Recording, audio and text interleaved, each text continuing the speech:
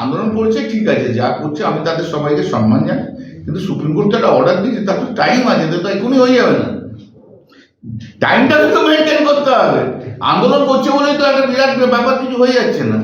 হয়েছে, জিতেছেন, ঠিক আছে, এবার তো টাইম দিয়েছে, 31 মার্চ না কি পর্যন্ত টাইম দিয়েছে না, তবে অপেক্ষা করতে হবে, তো অত তাড়াহুড়ো করলে হয় না। সংগ্রামী যৌথ মঞ্চের সদস্যরা তারা মিছিল করছেন সুবোধ মল্লিক স্কোয়ার থেকে। এই মিছিল শুরু হয়েছে, রানী রাসমণি অ্যাভিনিউ পর্যন্ত এই মিছিল এগিয়ে যাবে। সেই ছবি আপনারা দেখতে পাচ্ছেন, একেবারে সুবোধ মল্লিক স্কোয়ার থেকে তারা মিছিল শুরু করেছেন। যে মিছিলে যোগ দিয়েছেন বিজেপি সাংসদ সৌমিত্র খাঁ।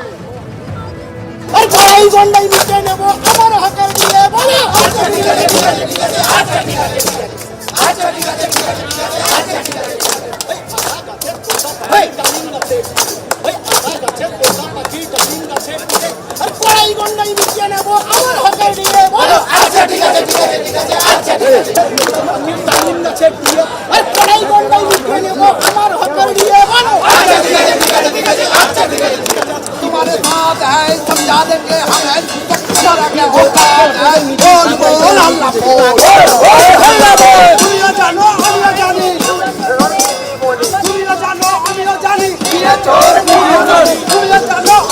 हमें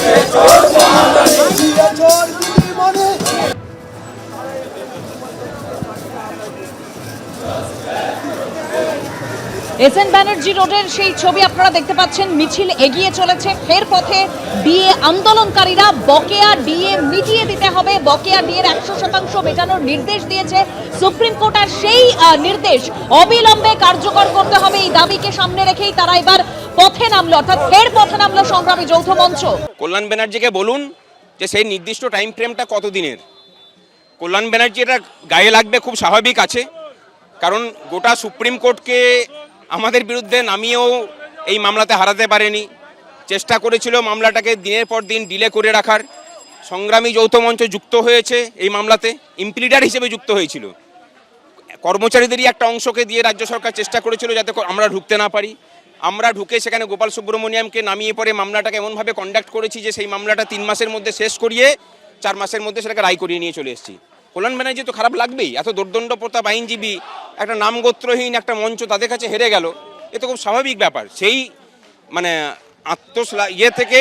আত্মগ্লানির জায়গা থেকেই ওনার এইসব কথাবার্তাগুলো বেরিয়ে আসছে। ওনাকে বলুন যে আইনের ভাষায় ইমিডিয়েট কথার অর্থটা কি, সেটা আমরা জানতে চেয়েছি ওনার কাছ থেকে। আজকের ধরে যে লড়াই দিয়েছেন এনাদের লড়াইকে স্যালুট জানাতে এসেছি, আর অন্য কোনো কারণ নেই। আমার মনে হয় গোটা দেশের সমস্ত সরকারি কর্মচারীদের এনাদের পাশে থাকা উচিত। একজন যুবক হিসাবে ওনাদের পাশে লড়াই এসেছি, আর কিছু না। এটা ওনাদের লড়াই, ওনাদের সাথে এসেছি, আর কিছু না। ওনাদের সাথে একজন পশ্চিমবাংলার যুবক হিসাবে একজন সাংসদ হিসাবে এসেছি, কারণ আমি মনে করেছি ওনাদের লড়াইটা সঙ্গত লড়াই। ওনারা যে লড়াইটা দিয়েছেন এতদিন ধরে, 600 দিনের কাছাকাছি, এই যে অবস্থান 1100 দিন বসেছিলেন, এটা একটা বিরাট লড়াই সরকারি কর্মচারীদের। এবিপি আনন্দ, এগিয়ে থাকে, এগিয়ে রাখে।